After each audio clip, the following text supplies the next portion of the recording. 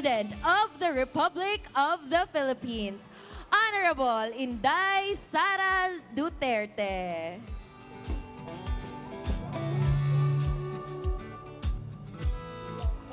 And of course, we would like to thank our very own VP Sara for joining us this morning. Truly, it is such a wonderful day to be at Dabawenyo for all of us.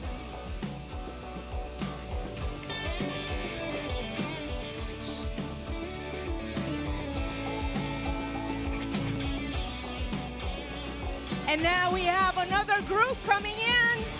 The BSM Cruise Service Center Philippines Incorporated. At BSM Davao, we aren't just a manning agency, we are a Araw ng community. Davao at the Mel, we actually have several persons who would also like to join us and would like to say something in order to celebrate the solidarity of Dabaweños here in Araw ng Davao. And of course, at this juncture, we would like to hear a few words from Attorney Vic Rodriguez. Maraming salamat. Assalamualaikum. Maayong buntag sa tanan. Magandang araw po sa ating lahat, sa ating pangalawang Pangulo, Her Excellency Vice President Inday Sara Duterte, sa ating pong mga miyembro ng City Council, kay Vice Mayor Rigo Duterte, sa ating mga kongresista, Congressman Paulo Duterte, Congressman Omar Duterte, at ang aking kaibigan, Congressman Sid Ungab, sa ating mga city and barangay officials, at higit sa lahat, sa inyong lahat, mga Dabawenyo, magandang araw at ang aking taus-pusong pagbati at pakikiisa sa ating ginagawang selebrasyon ng Araw ng Davao. Higit pong makasaysayan ang pagdiriwang ngayon ng Araw ng Davao sapagkat nataon na pagdiriwang din ng 81st birthday ni Tatay Digong. And I was also told that in keeping with the times, ngayon lang din ho, nag-celebrate kayo dito sa Araw ng Davao nang walang float, walang motorized or anumang vehicle sapagkat higit na tumataas ang presyo ng produktong petrolyo. Magkaganoon pa man, maging simple, payak ang ating pagdiriwang, ang importante, huwag po nating kalilimutan na patuloy ipagdasal ang kaligtasan, ang kalusugan at ang kalayaan at sana'y pagpapauwi kay Tatay Digong sa lalong madaling panahon. At alam ko rin naman na hindi matitinag ang prinsipyo ng mga Dabawenyo, ng mga Mindanawan. Hindi po kasi aral sa kasaysayan ang kasalukuyang administrasyon. 400 taon tayo sa ilalim ng bansang Espanya, hindi natinag ang mga Mindanawan. Halos 50 taon tayo na kolonya ng Estados Unidos, hindi natinag ang mga Mindanawan. Sinubukan nilang sirain ang katatagan ni Tatay Digong. Subalit nung kinamusta ko kay Mayor Baste ang kalagayan ni Tatay Digong, ang tugon niya, okay naman siya, subalit siyempre hindi okay dahil nakakulong. Kanya lamang, sinabi raw ho sa kanya ni Tatay Digong, tanggap na niya ang kanyang kapalaran kung anuman ang kahahantungan. Kaya lalo ho akong na-inspire doon sa katagang binitawang iyon ni Tatay Digong, nagbigay buhay muli sa kanyang naturan that I am not a Filipino for nothing. Huwag po nating sayangin ang kanyang legasiya, patuloy po nating ipaglaban ang bawat Pilipino, ang ating bansa laban sa mapang-abuso, korap at kurakot na administrasyon.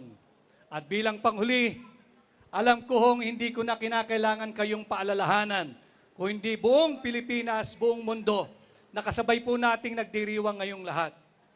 Alam naman natin na sinubukan nilang sirain ang tibay ng paninindigan ng Mindanawan, hindi sila umubra kay Tatay Digong. Patuloy ang kanilang ginagawa, subalit hindi rin sila umubra at hindi sila uubra kay Vice President Inday Sara Duterte.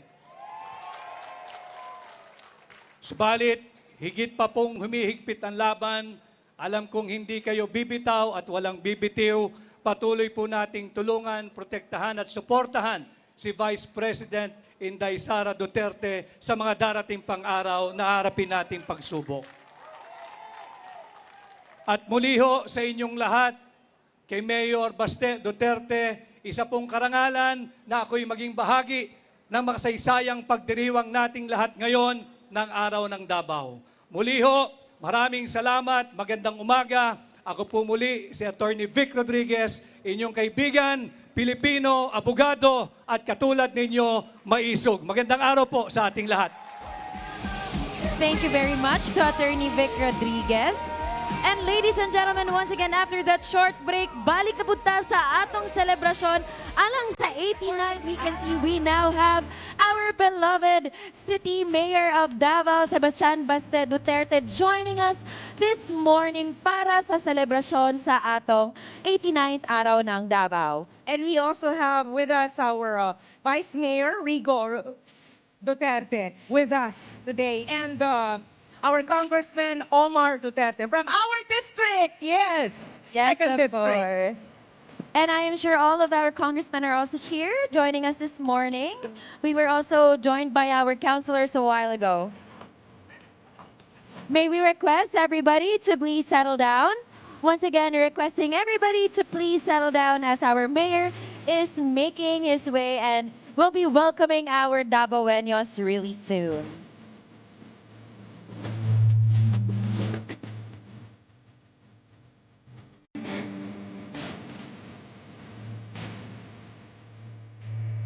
Thank you very much. Daghan kaayong salamat.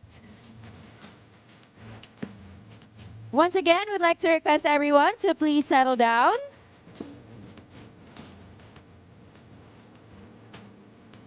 And of course, sa atong mga Davaoenos nga napakaroon sa ilang panimalay, though we are live via the official Facebook page of City Government of Davao, we would like to request you guys to please come here at San Pedro Square and witness the grand celebration of 89th Araw ng Davao. All right. And of course, once again, we are joined by our very own Vice President Inday Sara Duterte, who has also served as our former mayor here in Davao City. And of course, with that, we will be joined by our very own Mayor Sebastian Baste Duterte. O para sa atong mga Davaoenos, daghan patag mga activities na gi-prepare para kaninyong tanan. Yes, we have Concerto Davao right here tonight here at the San Pedro Square. Come and join us because the local government of Davao City prepared so many artists for everyone to celebrate the 89th Araw ng Davao. All right. Once again, we would like to request everyone to please settle down. Once again, requesting all of our VIPs and our audiences there to please settle down. Mayor, maayong pag-abot ug daghan kayong salamat sa paguban kanamo sa pagselebrar sa atong araw ng Davao. And now, ladies and gentlemen, let us take a short break from the beautiful festivities and contingents that we have right here at San Pedro Square. At this juncture, we would like to request your attention as we hear a message from someone who has joined us in celebrating our 89th Araw ng Davao. Ladies and gentlemen, help me welcome Congressman Kiko Barzaga.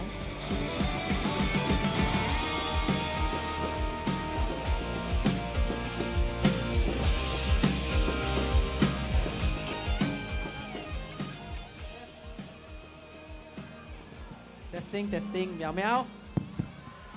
Good morning, Davao City. Good morning to all of our guests. Good morning, Vice President Sara Duterte. Good morning, Mayor Duterte, Congressman Duterte, and to the Davao City Council, the local government, and everyone else. I'd like to greet a happy 89th Araw ng Davao to everyone here, and a happy 81st birthday to former President Rodrigo Duterte. Rodrigo Duterte. To everyone here, have a great day. Enjoy despite the geopolitical situation. Alam natin ang daming problema ng bansa natin ngayon, but we still have time to to celebrate our successes and to celebrate the success of this beautiful city. So to everyone here, have a great day, enjoy, and God bless. Thank you, everyone. Thank you very much, Congressman Kiko Barzaga. A very young member of the House of Representatives. Yes, of course. And once again, sa atong mga Dabawenyos, daghan pamug atangan dinhi sa San Pedro Square. Because Ate Mel, wala pa kita katunga sa atong mga contingents for Araw ng Davao. And of course, as we have heard a message from Congressman Kiko Barzaga, right now it is time to hear from someone who is beloved by the city of Davao. Ladies and gentlemen, let us hear a few words from our very own Vice Mayor Harold, or from one of our guests this morning. Ladies and gentlemen, help me welcome Congressman Leandro Leviste.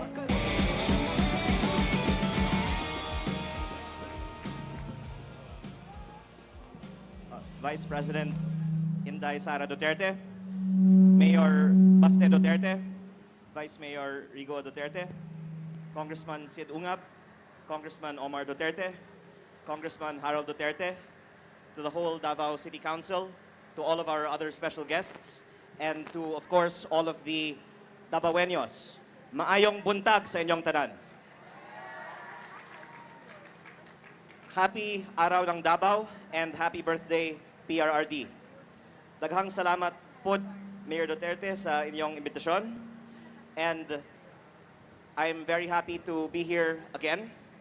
And to all of the participants in today's parade, you've done a very good job, and I hope that we have a very good day today.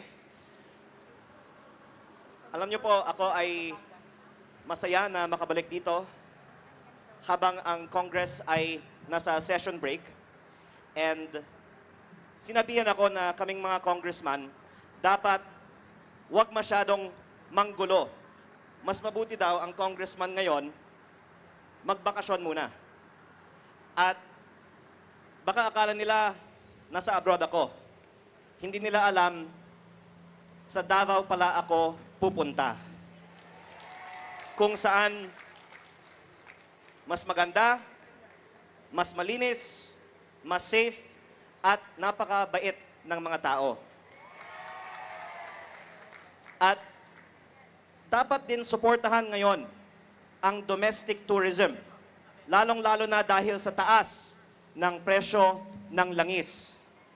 Ganon din, kung may mga Dabawenyo na gustong bumisita sa Maynila, welcome na welcome po kayo at pwede tayong magkita sa Luneta. Mayor, baka pwede tayong mag-arkila ng barko. At kahit ilang Dabawenyo ang gustong bumisita sa Maynila, pwede tayong magkita doon. Sabihin lang ninyo ilan ang gustong bumisita. Pero baka aabot sa 100,000. Baka kung anong iisipin nila. Basta nandun tayo para sa turismo at sightseeing lang. Pero pagdating ninyo sa Luneta, bahala na kayo kung saan kayo susunod na pupunta. Kaya ako po ay, of course, also sure na gusto nyong bumalik kaagad sa Davao dahil ang ganda dito. At ang Davao, of course, ay isang very promising tourism destination na gustong puntahan ng mas marami pang mga Pilipino. At lalong-lalo po ngayong araw, ang araw ng Davao at ang isang special day, ang birthday ni former President Rodrigo Duterte. I'm sure it's going to be a very festive day. Kaya bago akong magtapos, gusto ko lang pong batiin muli ang buong lungsod ng Davao, isang happy Araw ng Davao, happy birthday PRRD, at isang maayong buntag sa inyong tanan. Daghang salamat po muli sa inyong imbitasyon. Daghan kaayong salamat to Congressman Leandro Leviste. Truly, Davao City has so much to offer, and it's great that we are actually being acknowledged not only in the national stage, but even in the international stage. And now, since we are already hearing a few words from our guests, one of our guests for this morning would also like to extend their greetings for our beloved city of Davao. Ladies and gentlemen, let us welcome Vice Mayor-elect from Isabela, Attorney Harold Respicio.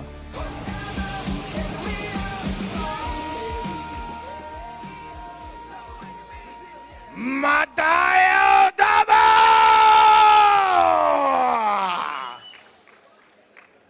Maayong buntag Davao! Gusto ko mas malakas. Maayong buntag Davao! Yeah, buddy! Magandang araw po sa inyong lahat. Ako po si Atty. Harold Respicio, Vice Mayor ng Reyna Mercedes Isabela. Ang Isabela po ay nasa norte. Isa po akong Ilocano. Nagtataka siguro kayo, bakit ako nandito? Nandito ako para sabihin sa inyo na ang mga Ilocano, ang mga taga-Isabela, mga taga-Luzon, ay solid Duterte!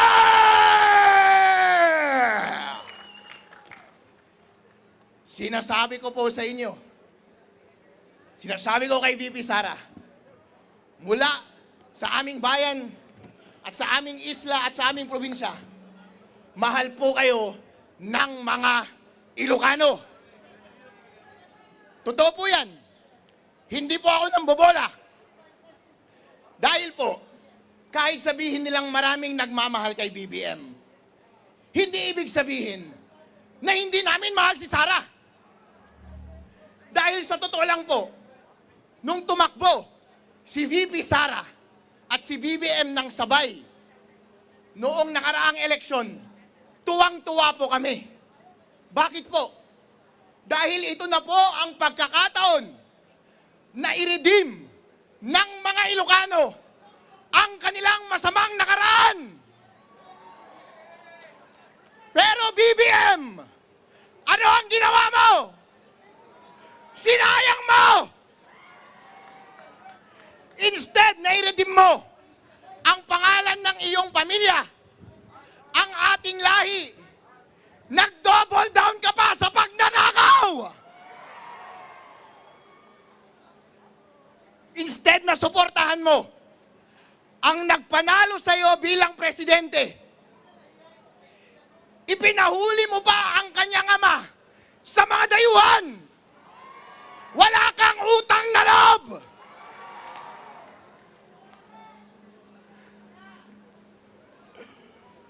Mga kababayan, ito po ang tinatanong ko sa inyo. Gusto nyo ba ang umuwi si President Rodrigo Duterte dito sa Davao? BBM, hindi ka nag-iisip. Mas inuna mo ang iyong pinsan na si Tambaluslos. Isa kang tanga. Gusto mo ba na kapag president na si Bibi Sara, ay ipakulong ka rin namin? At ang iyong buong pamilya? Mga walang iya kayong mga senador at mga congressman, gusto nyo bang makulong din kayo?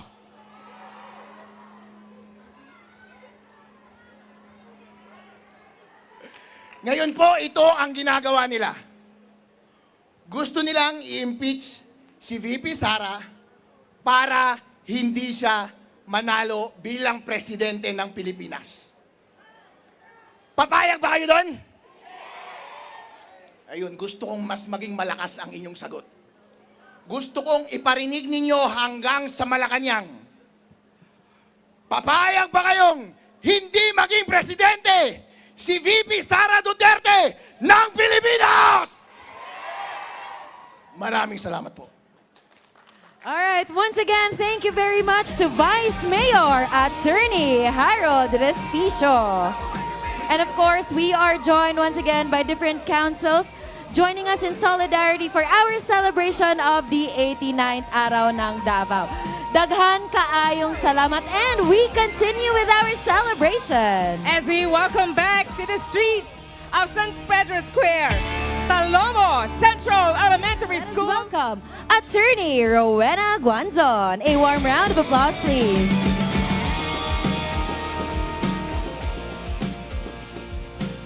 Maayong buntag, Davao! Maayong buntag sa atong Vice Presidente, ang Mayor Baste, o sa Duterte family, sa atong mga congressman, labi na kay Omar, kay Harold, kag kay Lian Lebiste, kag ari akong amigo nga si Kiko Barsaga, kag tanan diri, assalamualaikum. Sa mga taga Davao, nawa pa kailan ako, this is not the first. Kailan mo na ako? Wa man dagang kailan, Bisaya man ko. Pero Ilongga gid ako. Pero kay sa Dumaguete man ko nag-high school niya ang akong mga paryente dagang kay kumpirente Bisaya. That's why Cebuano pud ko. Dagang mga Guanzon sa Cebu. The first time I met Rodrigo Duterte was a historical event. We campaigned for President Cory Aquino against Marcos and his warlords. Your Lola Soling was then our leader here in Davao. Hindi ka pa natao, Omar. So, ang officer in charge diri as Vice Mayor si Rodrigo Duterte. Ako ang officer in charge, Mayor sa Cadiz City, Negros Occidental. I was 27 years old. But like Rodrigo Duterte, I was used to gangsters and private armies and ang mga komunista, taggan kayo sa Negros sa una kay Sugar man me. Sugar man me. Ako may nag-Vice President for the Visayas dito sa City, League of Cities, kaya wa may musugot, kay hadlok man sila tanan mo adtog Mindanao. So ako ilang gipili, I was 27 years old, gipaadto ko nila dire kay Digong. That's the first time I met this man that everybody was talking about. And I said, I want to meet this Rodrigo Duterte, so I will go. Mag-bulletproof vest ka, Mayor, magganyan ka. Ano ba mag-bulletproof vest? Andun si Digong. Kailangan ka ba mag-bulletproof vest nga naana siya dito? So I came here, that's the first time I met him with June Basco. I remember this meeting clearly because we were building a new nation. We were building a new democracy. We toppled warlords in Mindanao and in the Visayas, our very own Armin Gustilo. But here was Rodrigo Duterte, a lawyer, a former fiscal, and son of Chia Soleng, who stood against the Marcoses here and all their warlords. So I came to meet him. 27 anyos lang ko, niyan siya, Mayor. Kadungog ko nga, kanang imong pusil, mao mo na yung pinakamahal nga pusil sa kalibutan.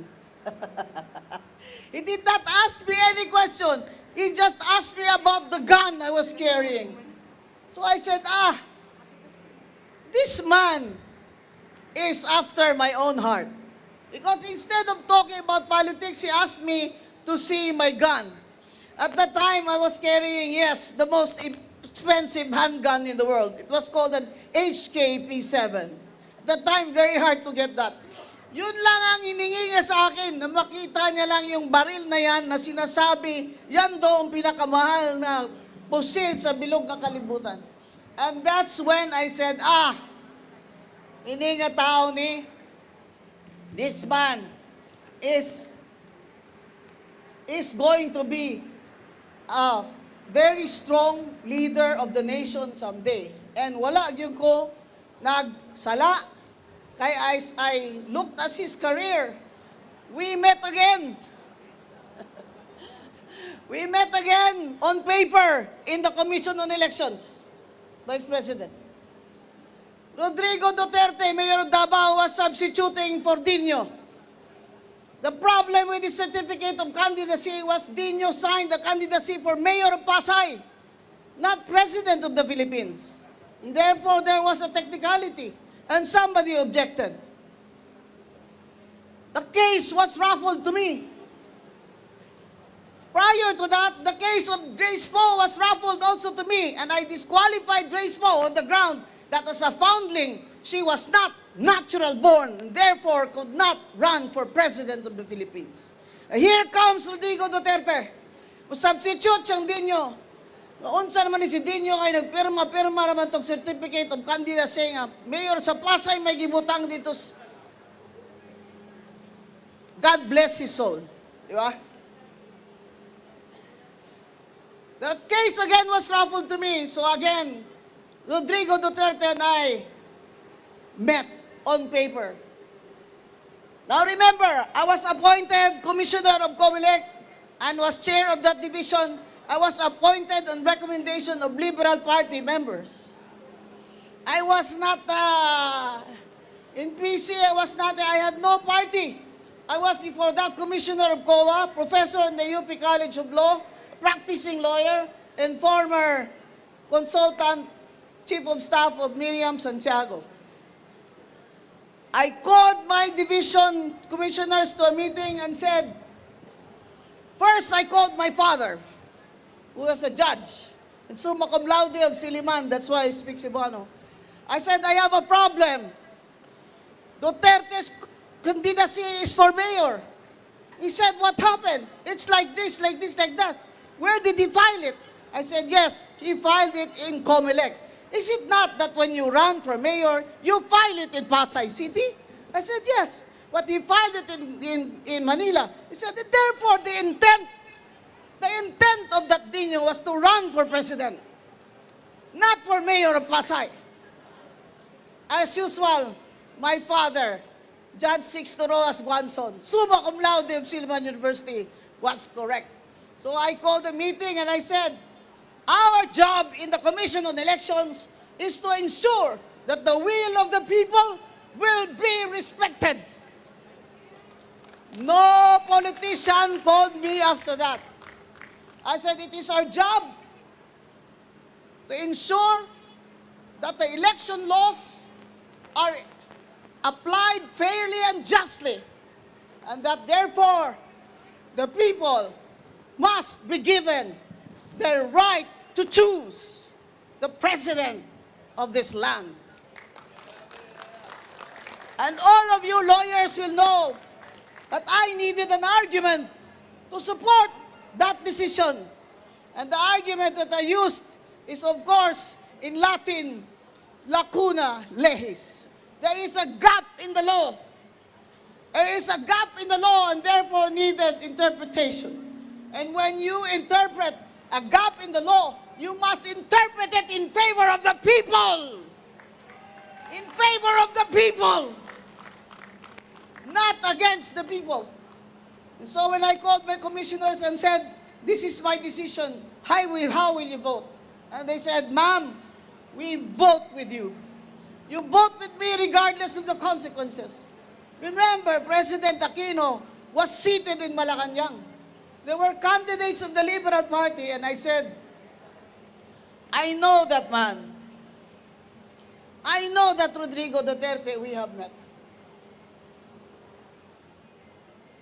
I trust, I have faith in the people. I have faith in the Filipino people that they will choose the right leader. And that, my friends, is the reason why I'm here. And on a final word, I have to tell you, bakit si Rowena Guanzon nga dilawan man na? Dilawan man na! Kaning tao direho nga sigig sabok-sabok na ako. Ang dilawan man kang anong gadul-dul man kang Bibi Sara karon. Ayaw na yun si Bibi Sara. Ayaw na lang naghisgutan kay karon ang kinahanlan mo daog yun si Sara for president. Kung dilaw ka, kung pulaw ka, kung pink ka, kung blue ka, kung sa wala na minimo kaakig. Wala kami kaakig sa inyo. Upod na lang kita diritanan kay Sara para sa aton pungsod. Kaya kung hindi si Sara Duterte ang magpresidente, walang mananagot. Kaya si Rowena Guanzon magsasara Duterte. Kasi Sara Duterte lang ang presidente na kung siya ang manalo, may mananagot. Ilang taon ako sa politika. Sa tiyan pa lang ng nanay ko, 67 years old na ako ngayon. Politiko na ako. Board member man nanay ko, 33 years. Wala pa ako nakita ng gobyerno na ganito. Puro ka magnanakaw. Mga kawatan. Ang kailangan ng Pilipinas, reforma. Zero corruption.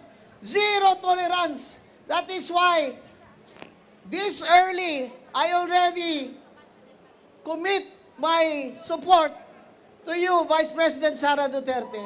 Whether I run for senator or not, I am going to campaign, as I am campaigning now, for Sara Duterte, who will be the next president of the Philippines.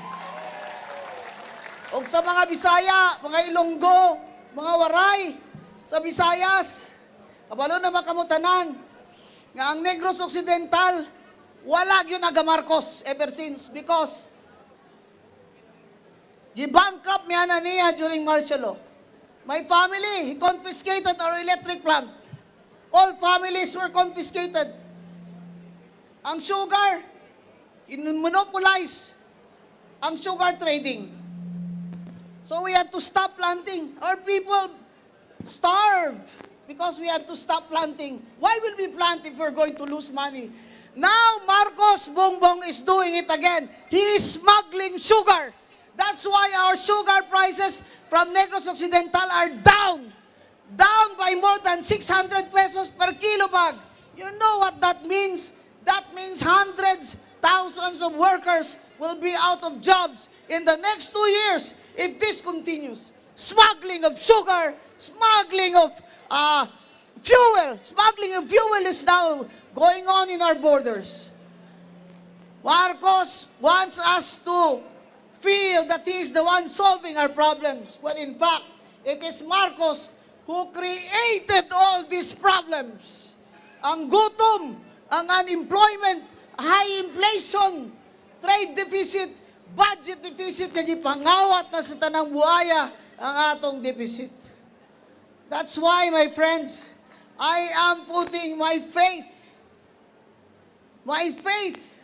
on Sara Duterte for president. Because I see only that Sara Duterte, even with her quiet, calm demeanor, has the strength of character and the integrity to be our leader and run our country from the bottom up. Wala na tayong mamanahin kay Marcos. Puro utang, puro pangawat. We need a leader that will rise from these ashes and lead us back into a bright day. My friends, it is my honor to be in Davao City again, to be with the family of Rodrigo Duterte, and to wish him a happy birthday despite his circumstances, and to show my support for Vice President Sara Duterte for 2028. Daghang salamat. Mayong buntag sa inyong tanan. Thank you very much, Attorney Guanzon. And now, ladies and gentlemen, let us hear another word from one of our guests joining us this morning. To say a few words, let us welcome from the Duterte Youth Party List, Mr. Ronald Cardema.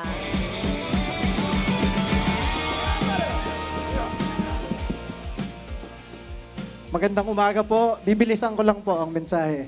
Kami po sa Duterte Youth Party List ay lubos na nagpapasalamat kay Vice President Sara Duterte, kay Mayor Baste Duterte, Kong Pulong, Kong Omar Duterte, Kong Harold Duterte, Kong Sidungab, at syempre kay Pangulong Rodrigo Duterte na nagse-celebrate ng kanyang birthday ngayong araw na ito.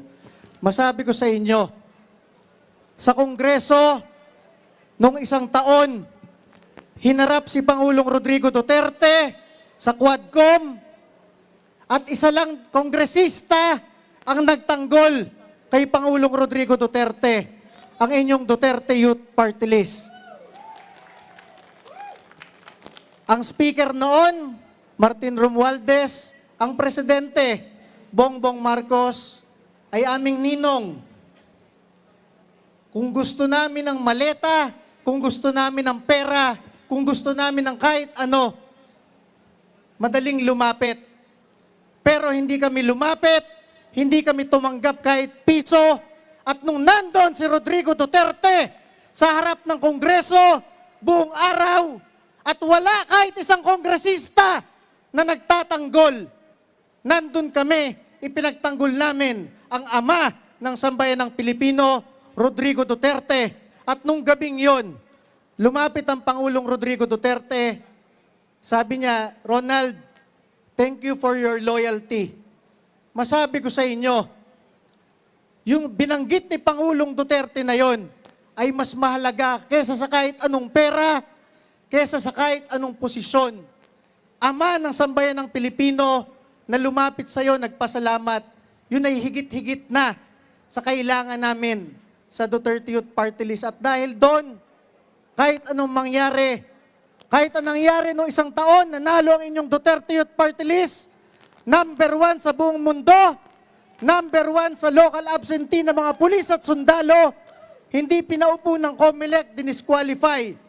Pero nandito kami ngayon, naninindigan para kay Vice President Sara Duterte dahil alam namin, pag upo ng ating Pangulong Sara Duterte, babalik ang hustisya sa ating bansa, mababawi lahat ng ninakaw sa sambayan ng Pilipino at lahat ito ay magpapatuloy sa tunay na pagbabago na nilagay ni Rodrigo Duterte sa sambayan ng Pilipino. Muli po, maraming salamat po at happy birthday po kay Pangulong Rodrigo Duterte. Thank you very much to Sir Ronald Cardema from the Duterte Youth Party List. And now a short message. We would like to, for another short message, we would like to request Attorney Ferdinand Topacio to please come in front and share a few messages for the Davaoenos. Mayong buntag, Davao! Bakit naman nung tinawag ako, ang tawag nyo sa message ko, short message? Parang may gusto yata kayong sabihin. Anyway, alam nyo po, I'm happy to be here. Nagkakasiyahan po tayo sa kaarawan ni Tatay Digong. Samahan nyo ko sa isang birthday greetings. Happy birthday! Happy birthday! Tatay Digong! Happy lakas! Happy birthday! Tatay Digong! Ngunit sa gitna po ng ating kasiyahan ay nagluluksa po tayo. Kaya kung makikita nyo po, may mga tao rito na nakasuot ng itim. Nagluluksa tayo sapagkat kinidnap, kinulong ang ating mahal na Tatay Digong. Anong kasalanan niya? Inubos niya ang mga adik sa Pilipinas. Binaba niya ang kriminalidad. Nilabanan niya ang korupsyon. Siya ang nakakulong. Yung mga tumanggap ng mali-maleta, yung mga nagpayaman, sila ngayon ang namamayagpag.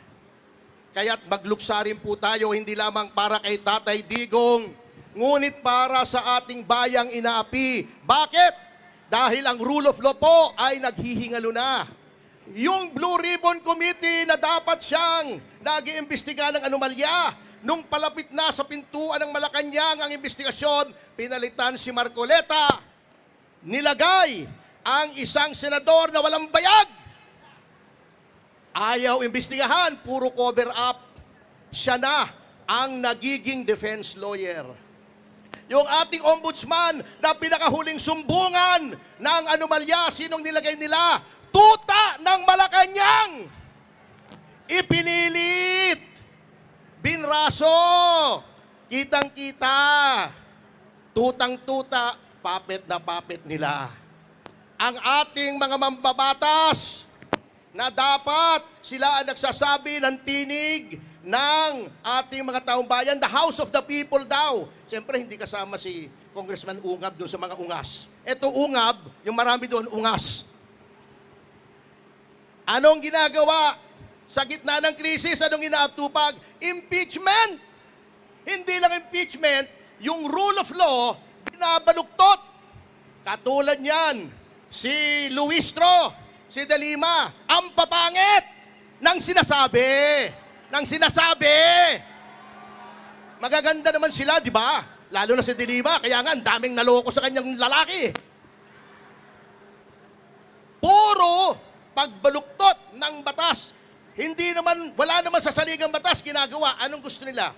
Para siraan ang ating pangalawang Pangulo. Yang si Sedanya, tabingi! Ang katuwiran!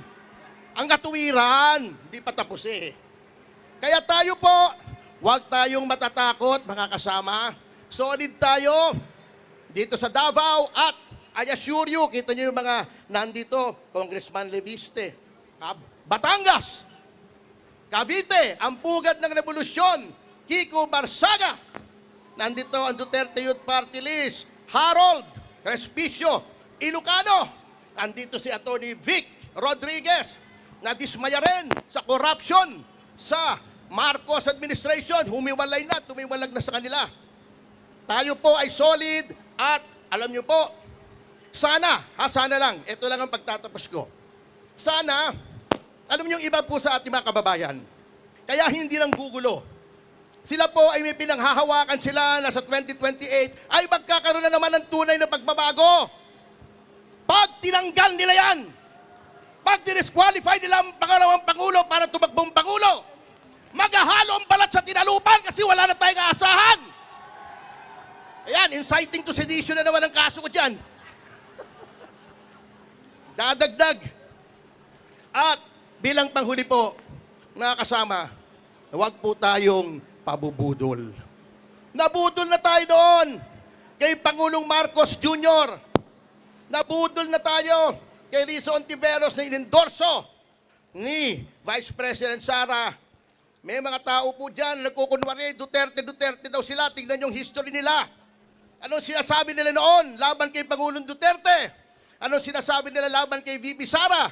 Pinahirapan nila ang Duterte Youth Party List. Pagkatapos, magsisiksik dito, Duterte daw siya. Wow naman. Wala akong sinasabi, ha? Wala akong sinasabi. Hindi ako magbabanggit ng pangalan. Pero, yun lamang po, magpakatatag tayo. Huwag tayong susuko. Huwag tayong pabubudol. Sa 2028, magsawa tayo sa tagumpay. Ito po si Atty. Ferdy Topacio, matapang na tao. Walang kinakatakutan, asawa ko lamang. Maraming salamat po. Mabuhay ang Davao. Mabuhay si Presidente Duterte. Mabuhay ang susunod na Presidente Duterte. Mabuhay ang pamilya Duterte. Mabuhay lahat ng mga kabayang lumalaban sa pangapi. Mabuhay po tayong lahat. Daghang salamat. Thank you very much, Attorney Topacio. And now, ladies and gentlemen, after hearing from those messages from our guests, let us now go back to the celebration for our 89th Araw ng Davao. Beginning with... Vivo! Vivo Philippines is a leading design-driven technology company established in the local market in 2016, focusing on premium smartphones, photography, and smart services. Known for its selfie-centric V-Series and stylish Y-Series, Vivo is committed to Ben Fen doing the right things and delivering user-oriented innovation, including advanced 5G imaging and AI technology. Ladies and gentlemen, please welcome Vivo Philippines! All right, up next, let us Congressional hear... District. Ladies and gentlemen, let us all welcome Congressman Omar Duterte.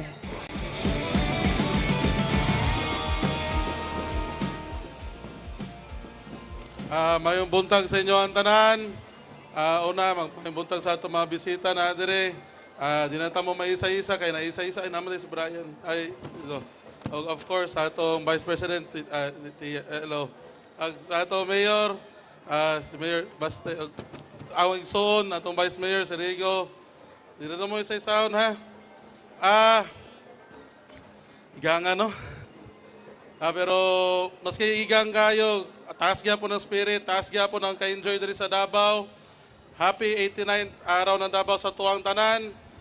Lipay kay ko na mapakita gyud nato sa ato mga bisita ang pagkahikusa nato tanan, kooperasyon nato tanan, ug of course, pakita nato ang kalimpyo sa atong syudad, atong kultura sa seguridad. Makitaan man na nila na wala gyud. Atos walay crime dire, safe ta, malamang second safest in Southeast Asia di, safe gyud ta. Og again, pakita nato atong mga nagparada dire, dagan kay salamat sa inyo, dagan kay salamat sa inyong effort, both private o ang public sector. Again, sa tanan na sa bati o happy birthday sa kay PRD, dagan kay salamat sa inyo ang tanan. Gikan sa akong kasing-kasing, I am with you na gimingaw na gid ko niya, gusto na ginawa sa muli. Pero let us keep our spirits up, let us keep on praying lang for the outcome na gusto nato. Ug again, I want to say na happy 89th araw ng Davao. Thank you kayo sa pag-adto ninyo diri tanan. Thank you kayo sa pagpakita ninyong support sa initiatives o mga program sa atong syudad. Dagan kayong salamat og mayong hapon sa inyo. Ay mayong buntag sa inyo ang tanan. Again, dagan kayong salamat sa atong mga bisita, sa atong mga councilors, sa atong mga religious groups o mga deputy mayors. Yes. Well, mauna. Okay na to. Thank you. O mayong buntag. Salamat. Daghang salamat, Congressman Omar Duterte. Kababainhan ni Inday Sara sa siyudad sa Davao or KISS. The KISS stands for Kababaihan ni Inday Sara sa Siyudad sa Davao is the new organization of women's based in Barangay 76-A Bocana who caters for the welfare of women.